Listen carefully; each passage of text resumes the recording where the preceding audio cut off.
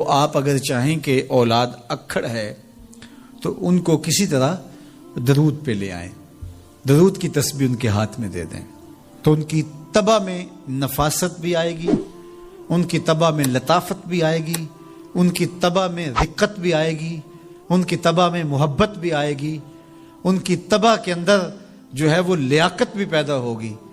درود پڑھنے والا بچہ ذہنی استعداد میں درود نہ پڑھنے والے بچے سے بہتر ہوتا ہے۔ یہ بھی آپ تجربہ کر کے دیکھ لیں، دو بچے برابر ذہنی استعداد رکھتے ہوں اور ان میں سے ایک بچہ درود پڑھتا ہو اور ایک درود نہ پڑھتا ہو تو درود پڑھنے والا بچہ آگے ہوگا۔ یہ درود کی برکتیں ہیں، یہ درود کی رحمتیں ہیں۔ تو درود کثرت سے پڑھنا اپنی اولاد کو سکھائیں گے۔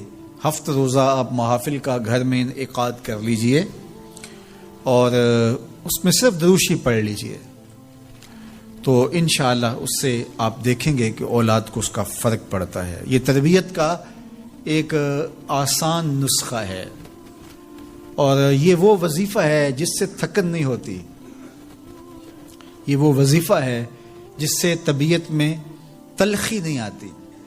کہتے ہیں وظیفہ میں نے پڑھا ہے تو وظیفہ پڑھتے پڑھتے میری طبیعت میں یہ ہو گیا ہے۔ وہ بعض کہتے ہیں وظیفہ الٹ پڑ گیا ہے۔ بڑے وظیفے الٹ پڑھ سکتے ہیں لیکن درود الٹ نہیں پڑتا، درود ہے ہی سیدھا، یہ الٹوں کو بھی سیدھا کر دیتا ہے۔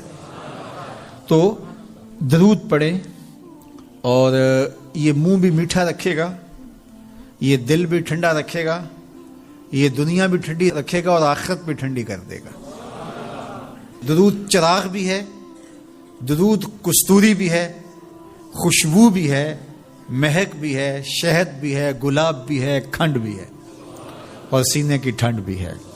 تو درود اپنی طبع کے اندر اچھی طرح سے راسخ کر لیں اور اپنی اولادوں کی طبع میں اس کو راسخ کریں۔ اس سے آپ عملاً دیکھیں گے، میں سالوں کی بات نہیں کرتا، اشروں مہینوں کے اندر آپ فرق پڑتا دیکھیں۔ میرے اور آپ کے آقا و مولا نے ارشاد فرمایا قیامت کے دن میرے سب سے قریب وہ ہوگا جو کثرت سے میرے اوپر درود پڑھنے والا ہوگا۔ تو یہ حضور کی قربت کا ضامن ہے درود۔ تو اس لیے اپنی اولاد کو حضور علیہ السلام پر درود پڑھنے کی ترغیب دو۔ بچپن میں ہی اپنے گھر کے اندر مجالس سے درود قائم کرو، روزانہ کی بنیاد پہ ہو تو بہت اچھا، نہیں تو ہر 8 دن کے بعد ایک دن ضرور متعین کر لیا جائے۔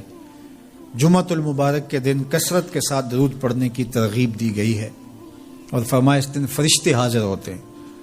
تو حضرت ابو درداء رضی اللہ تعالی عنہ نے عرض کی یا رسول اللہ صلی اللہ علیہ وسلم، آپ کی حیات طیبہ میں تو ٹھیک ہے لیکن جب آپ انتقال کر جائیں تو کیا اس کے بعد بھی یہ عمل جاری رکھا جائے؟ ابن ماجہ میں یہ روایت موجود ہے۔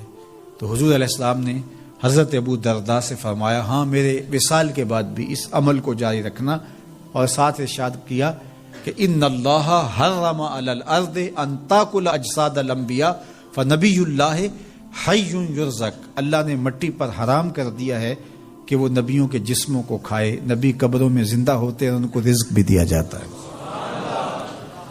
تو کہا کہ یہ میرے بعد بھی میرے اوپر درود کے سلسلے کو جاری رکھنا۔ تو ایک مومن تو درود کے ساتھ جڑا ہوا ہے، وہ تو درود کے بغیر دن گزار ہی نہیں سکتا، الگ سے نہ بھی پڑھے تو اس کو نماز کے اندر درود پڑھنا ہی ہوتا ہے۔ درود ابراہیمی تو نماز کا حصہ بنا دیا گیا اور اس کو کثرت کے ساتھ درود پڑھنے کی ترغیب دی گئی۔ تو درود ایک ایسا وظیفہ ہے کہ جو اپنی زندگی میں جتنا زیادہ شامل کر سکتے ہو اتنا زیادہ شامل کر لو۔ ویسے بھی درود پڑھنے سے بچوں میں تقدس پیدا ہوتا ہے، بچے پاک دامن رہیں، عفت مآب رہیں، ان کی طبع میں تقدس رہے۔ آپ چاہتے ہیں، ہر ماں باپ چاہتا ہے، اور پھر دور موجود کے اندر جو فتنے ہیں تو بہت ضروری ہے کہ ہماری اولادیں تقدس مآب رہیں۔ تو ان کو درود کی ترغیب دو تو اس کا عملی نتیجہ یہی ہوگا کہ ان میں تقدس کا جوہر پیدا ہوگا اور ان کی عصمت کی حفاظت رہے گی۔ اور درود شریف پڑھنے والے بچے اور درود شریف نہ پڑھنے والے بچے دونوں کی عادات میں فرق ہوتا ہے۔ درود پڑھنے والوں کی طبع میں رقت، لطافت، نرمی، محبت، شفقت جیسے جذبات پیدا ہوتے ہیں۔ یہ درود شریف کا عملی نتیجہ ہے۔